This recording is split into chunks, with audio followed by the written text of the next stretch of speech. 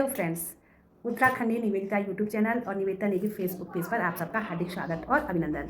मेरे बुजुर्ग व्यूवर्स को मेरा सादर प्रणाम और नन्हे मुन्ने प्यारे प्यारे बच्चों को प्यार भरा आशीर्वाद।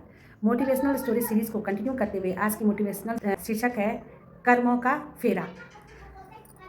कहानी है एक वृद्ध महिला की, एक बुजुर्ग महिला जो कि जैसे तैसे करके अपने जीवन को निर्वहन कर रही थी। शायद वह जो ये समय जो उसके जीवन का चल रहा था, उसके जीवन के सबसे कठिन समयों में से एक रहा होगा। वृद्ध माता जैसे तैसे अपने जीवन को निर्वाहन कर रही थी।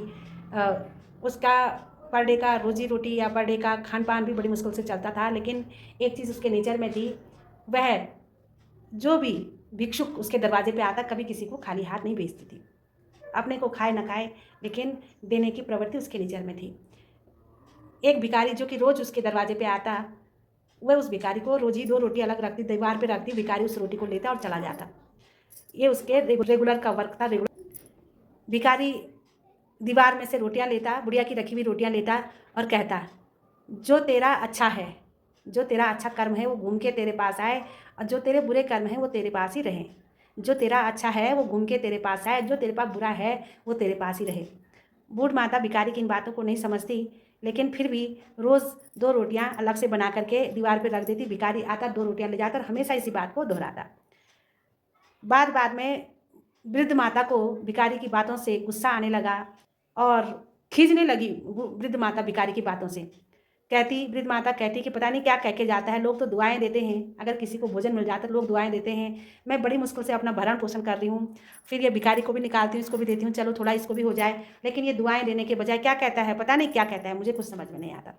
समय आगे निकलता है। एक दिन वृद्ध माता के घर में 4 ही रोटी के लिए आटा था। 4 रोटी के लिए आटा था। 2 रोटी वृद्ध माता अपने लिए बनाती है और 2 रोटियों में चूहे मारने की दवाई डालती है और कहती है, आज मैंने इस भिखारी की कहानी ख़त्म कर देनी है, ये रोज़ पता नहीं क्या कहता है, मुझे कुछ समझ में नहीं आता है। वृद्ध माता करती भी ऐसी, 4 रोटी बनाती है, 2 रोटियों में चूहे मारने की दवाई डालती है और उस दवाई को, उस रोटी को बाहर रख देती है। बाहर रखती है। कुछ समय बाद वृद्ध माता को अंदर मन से आवाज़ आती है कि नहीं यार, ऐसा नहीं करना चाहिए मुझे। वो उन रोटियों को लाती है, फिर उन रोटियों को गला देती है, जला देती है, जिससे कि किसी को नुकसान ना हो। उनको पता था इसमें चूहे मारने की दवाई, जो 2 उनके अपने हिस्से की रोटी थी वो भिखारी के लिए वहाँ दीवार पे रखती है। फिर आज भिखारी आता है, उन 2 रोटियों को ले जाता है, फिर वही कहता है कि तेरा जो अच्छा है वो घूम के तेरे पास आए और बुरे कर्म तेरे पास ही रहें। बुढ़िया आज भी खिंचती है, कहती है क्या ही कहीं इस भिखारी को। बुढ़िया अपने जीवन में परेशान थी, क्योंकि 2 साल से बुढ़िया के बेटे का कोई पता नहीं चल रहा था। इस कारण से बुढ़िया अपने जीवन में दुखी थी। अब बारिश का दिन, अगला दिन जो था बारिश का दिन था। बुढ़िया का बेटा घर आ जाता है। बुढ़िया बहुत खुश होती है, घर आता है, अपने बेटे को गले लगाती है।